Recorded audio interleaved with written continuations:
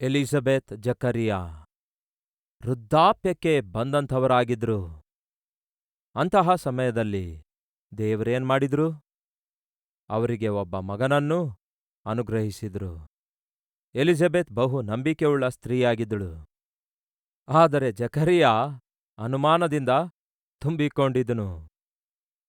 ಯಾವಾಗ ಜಕರಿಯ, ನೀನು ಮಾಡಿದ ಪ್ರಾರ್ಥನೆಗಳು ದೇವರಿಗೆ ಮುಟ್ಟಿವೆ, ಅಂದರೆ ಪ್ರಾರ್ಥನೆ ಅಂತೂ ಮಾಡಿದ, ಮಕ್ಕಳಾಗುವುದಕ್ಕಾಗಿ ಪ್ರಾರ್ಥನೆ ಮಾಡಿದ, ಆದರೆ ನಂಬಿದನೋ ನಂಬಲಿಲ್ಲ.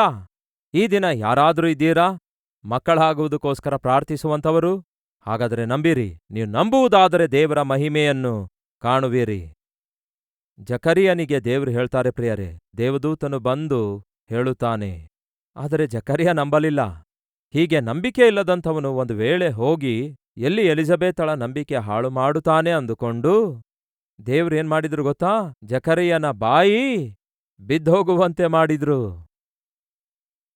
ಯಾಕೆಂದರೆ ಹೀಗೆ ನಂಬಿಕೆ ಇಲ್ಲದ ಗಂಡ, ಅಂದರೆ ಅಪನಂಬಿಕೆಯಿಂದ ತುಂಬಿದ ಗಂಡ ಹೋಗಿ ನಂಬಿಕೆಯಿಂದ ತುಂಬಿಕೊಂಡಿರುವ ಎಲಿಜಬೆತಳ ನಂಬಿಕೆ ಹಾಳು ಮಾಡುತ್ತಾನೆ ಎಂದು ದೇವರು ಯೋಚಿಸಿದ್ರು. ಪ್ರಿಯ ಸಹೋದರ ಸಹೋದರಿಯರೇ, ನಾನು ಹೇಳಲಿಚ್ಛಯಿಸುವುದೇನು ಗೊತ್ತಾ? ಯೆಹೋಶುವನಾಗಿರ್ಬೋದು, ಕಾಲೇಬನಾಗಿರ್ಬೋದು, ಅವರು ಯಾರು ಗೊತ್ತಾ? ಕಣ್ಮುಂದೆ ಕಾಣುವ ಪರಿಸ್ಥಿತಿಗಳನ್ನಲ್ಲ ಅವರು ನಂಬಿರೋದು. ಈ ಪರಿಸ್ಥಿತಿಗಳಿಗೆಲ್ಲ ಅತ್ಯುನ್ನತನಾದ ದೇವರಿಗೆ ಅವರು ನಂಬಿದ್ರು. ಆ ನಂಬಿಕೆಯಿಂದಲೇ ಸತ್ಯವನ್ನು ಪ್ರಕಟಿಸಿದ್ರು. ಯಾವುದು ಆ ಸತ್ಯ? ಅರಣ್ಯಕಾಂಡ 13ನೇ ಅಧ್ಯಾಯ 30ನೇ ವಚನ. ಕಾಲೇಬನು ಮೋಶೆಯ ಮುಂದೆ ಜನರನ್ನು ಶಾಂತಗೊಳಿಸಿ, ನಾವು ನಿಶ್ಚಯವಾಗಿ, ಎಷ್ಟು ಚೆನ್ನಾಗಿದೆ ನೋಡಿ ಆ ಮಾತು, ನಿಶ್ಚಯವಾಗಿ ಹೋಗ್ತೇವೆ, ಆ ದೇಶವನ್ನು ಸ್ವಾಧೀನ ಮಾಡಿಕೊಳ್ತೇವೆ, ಅದನ್ನು ಜಯಿಸುವುದಕ್ಕಾಗಿ ನಮಗೆ ಶಕ್ತಿ ಸಾಕು. ನಮಗೆ ಬೇಕಾದ ಶಕ್ತಿ ಇದೆ. ಯಾವುದು ಅವರಿಗೆ ಬೇಕಾದ ಶಕ್ತಿ? ನಮ್ಮ ಹಿಂದೆ ದೇವರು ಇದ್ದಾರೆ, ಅವರಿಗೆ ಖಂಡದ ಬಲ ಇದೆ, ನಮಗೆ ದೇವರ ಬಲ ಇದೆ. ಅದಾಗಿತ್ತು ಪ್ರಿಯರೇ ಅವರ ನಂಬಿಕೆ. ಈ ದಿನ ನೀವು ನಾನು ಕೂಡ ನಂಬಬೇಕಾದದ್ದು ಅದೇ. ನಿಮ್ಮ ಕಣ್ಮುಂದೆ ಇರುವ ಸಮಸ್ಯೆ ಅದು ನಿಮಗೆ ಸಮಸ್ಯೆಯಾಗಿದೆ, ಆದರೆ ದೇವರಿಗೆ ಸಮಸ್ಯೆ ಅಲ್ಲವೇ ಅಲ್ಲ. ನಿಮ್ಮ ಕಣ್ಮುಂದೆ ಇರುವ ಅಸಾಧ್ಯ ಅದು ನಿಮಗೆ ಅಸಾಧ್ಯವಾಗಿದೆಯೇನೋ, ಆದರೆ ದೇವರಿಗೆ ಮಾತ್ರ ಅಸಾಧ್ಯ ಅಲ್ಲ. ಈ ದಿನ ನಿಮ್ಮ ಜೀವಿತದಲ್ಲಿ ನಿಮ್ಮ ಎದುರುಗಡೆ ಇರುವ ಸಮಸ್ಯೆ ಏನಾಗಿದೆ? ಇರುವ ಆಪತ್ತೇನಾಗಿದೆ? ಇರುವ ಭಯಕ್ಕೆ ಕಾರಣ ಏನಾಗಿದೆ? ನಿಮಗೊಂದು ಶುಭವಾರ್ತೆ ಹೇಳ್ತೇನೆ. ನಿಮಗಿರುವ ಸಮಸ್ಯೆಕ್ಕಿಂತಲೂ ನಿಮಗಿರುವ ಭಯಕ್ಕಿಂತಲೂ ನೀವು ಸೇವಿಸುವಂತಹ ದೇವರು ಬಹು ಬಲಿಷ್ಠನಾಗಿದ್ದಾರೆ. ನೀವು ನಂಬಬೇಕಾದದ್ದು ಆ ದೇವರನ್ನೇ, ಅಷ್ಟೇ ಹೊರತು ಪರಿಸ್ಥಿತಿಗಳನ್ನು ಮಾತ್ರ ಅಲ್ಲವೇ ಅಲ್ಲ ಪ್ರಿಯರೇ ಎಂಬ ಈ ವಿಷಯ ಮರೆಯಬೇಡಿ ಎಂದು ಕರ್ತನ ನಾಮದಲ್ಲಿ ಮನವಿ ಮಾಡಿಕೊಳ್ತೇನೆ. ಸತ್ಯವನ್ನು ಪ್ರಚುರ ಪಡಿಸುವವನಾಗಿದ್ದ. ತಾನು ತಿಳಿದುಕೊಂಡಿರುವ ಸತ್ಯವನ್ನು ಮಾತ್ರ ತಾನು ಮುಚ್ಚಿಟ್ಟುಕೊಳ್ಳಲಾರದೆ ಅದನ್ನು ಪ್ರಚುರಪಡಿಸಿದ. ಮತ್ತೊಮ್ಮೆ ಹೇಳ್ತೇನೆ, ಆ ದಿನ ಅಸತ್ಯವನ್ನು ಪ್ರಚುರಪಡಿಸಿದ್ದಕ್ಕಾಗಿಯೇ ಲಕ್ಷಾಂತರ ಜನರು ನಶಿಸಿ ಹೋದರು. ಈ ದಿನ ಅಸತ್ಯವನ್ನು ಪ್ರಚಾರ ಮಾಡುವಂಥವರು ಬಹಳಷ್ಟು ಜನ ಇದ್ದಾರೆ. ಸತ್ಯವನ್ನು ಮುಚ್ಚಿಡುವಂಥವರು ಕೂಡ ಬಹಳ ಜನ ಇದ್ದಾರೆ. ಸಹೋದರ ಸಹೋದರಿಯರೇ, ಒಂದು ಮಾತು ಸಾಧಾರಣವಾಗಿ ಹೇಳ್ತಾರೆ, ಏನೆಂದು ಗೊತ್ತಾ?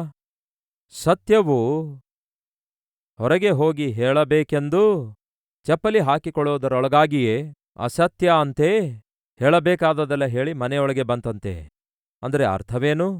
ಸತ್ಯಕ್ಕಿಂತಲೂ ಅಸತ್ಯಕ್ಕೇ ಹೆಚ್ಚು ಸ್ಪೀಡ್ ಇರುತ್ತೆ. ಸತ್ಯಕ್ಕಿಂತಲೂ ಅಸತ್ಯವೇ ಬಹಳ ಸುಲಭವಾಗಿ, ತ್ವರಿತವಾಗಿ ಪ್ರಬಲಗೊಳ್ಳುತ್ತಿರುತ್ತೆ. ಅದೇ ಸಮಯದಲ್ಲಿ ಸತ್ಯ ತಿಳಿದುಕೊಂಡಿರುವ ನೀವು ಮೌನವಾಗಿರೋದಾದರೆ ಅಸತ್ಯವನ್ನೇ ಸತ್ಯವನ್ನಾಗಿ ಪ್ರಜೆಗಳು ನಂಬುತ್ತಾರೆ. ಈ ದಿನ ನೀವು ನಾನು ಮಾಡಬೇಕಾದದ್ದೇನು ಗೊತ್ತಾ? ನಮಗೆ ಗೊತ್ತಿರುವ ಸತ್ಯವನ್ನು ತಿಳಿಯಲಾರದೇ ಇರುವ ಲೋಕಕ್ಕೆ ತಿಳಿಯಪಡಿಸಬೇಕು. ಯಾವುದೋ ಆ ಸತ್ಯ? ಮನುಷ್ಯನಿಗೆ ದೇವರು ಪ್ರಾಣದಂತೆ ಪ್ರೀತಿಸಿದ ದೇವರು ತನ್ನ ಪ್ರಾಣವನ್ನೇ ಮನುಷ್ಯನಿಗೋಸ್ಕರ ತ್ಯಾಗ ಮಾಡಿದ್ದಾರೆ.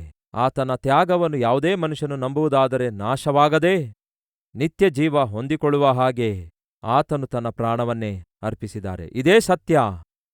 ಈ ಸತ್ಯವನ್ನು ನಾವು ಮುಚ್ಚಿಡಬಾರದು. ನಿಮ್ಮ ಮುಂದೆ ಪರಿಸ್ಥಿತಿಗಳು ಅಪಾಯವಾಗಿ ಆಪತ್ತಾಗಿ ಕಾಣಿಸಬಹುದು, ಆದರೆ ದೇವರು ಆದುಕೊಳ್ಳಲಾರದಂತಹ ಪರಿಸ್ಥಿತಿಗಳು ಮಾತ್ರ ಅಲ್ಲವೇ ಅಲ್ಲ. ಧೈರ್ಯವಾಗಿರಿ. ಈ ದಿನ ಮೊದಲುಗೊಂಡು ನಿಮ್ಮನ್ನು ನಿಮ್ಮ ಕಣ್ಣನ್ನು ನಂಬಬೇಡಿರಿ. ನಿಮ್ಮನ್ನು ಕರೆದ ದೇವರನ್ನು ನಂಬಿರಿ. ಆ ದೇವರು ಎಷ್ಟು ಶಕ್ತಿಯುಳ್ಳವರಾಗಿದ್ದಾರೆಂದು ನಂಬಿಕೆ ಇಡೀರಿ. ಆವಾಗಲೇ ಅದ್ಭುತಗಳನ್ನು ಸ್ವಾಧೀನ ಮಾಡಿಕೊಳ್ತೀರಿ. ಆಶ್ಚರ್ಯ ಕಾರ್ಯಗಳನ್ನು ಅನುಭವಿಸುತ್ತೀರಿ, ಅವುಗಳನ್ನು ಸವಿಯುತ್ತೀರಿ. ಅಂತಹ ಕೃಪೆ ದೇವರು ನಿಮಗೂ ಕೊಡಬೇಕೆಂದು ಬಯಸುವುದಾದರೆ ಬನ್ನಿರಿ, ಒಟ್ಟಿಗೆ ಪ್ರಾರ್ಥಿಸೋಣ.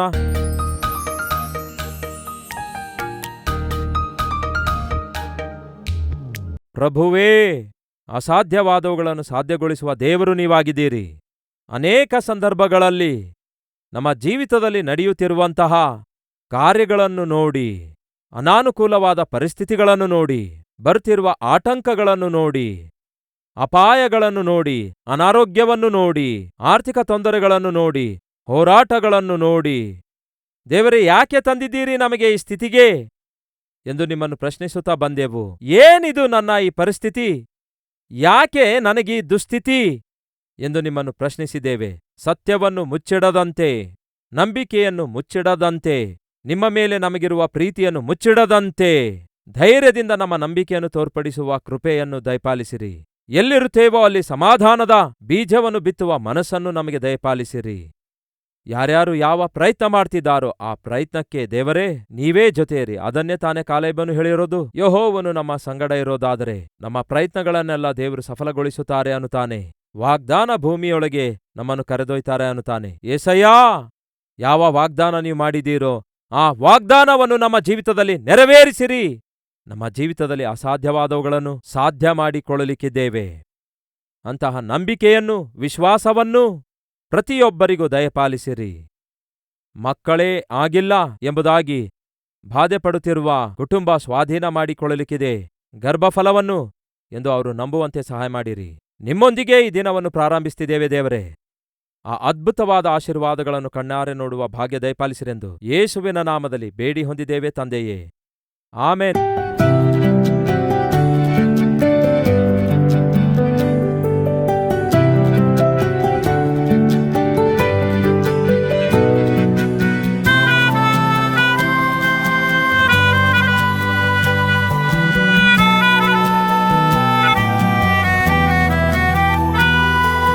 ಈ ದಿನ ಸಾರಿದ ಸಂದೇಶ ನಿಮಗೆ ಆಶೀರ್ವಾದಕರವಾಗಿರುವುದಾದರೆ ಲೈಕ್ ಮಾಡಿರಿ. ಇಂಥ ಅದ್ಭುತವಾದ ಸಂದೇಶಗಳನ್ನು ಪ್ರತಿದಿನ ನೋಡಲು ಆಶಿಸುತ್ತಾ ಇದ್ದೀರಾ? ಹಾಗಾದರೆ ಸಬ್ಸ್ಕ್ರೈಬ್ ಮಾಡಿ, ಹಾಗೆಯೇ ಬೆಲ್ ಐಕಾನ್ ಕ್ಲಿಕ್ ಮಾಡಿ ಅನೇಕರಿಗೆ ಈ ಸಂದೇಶವನ್ನು ಶೇರ್ ಮಾಡುವ ಪ್ರಯತ್ನ ಮಾಡಿ.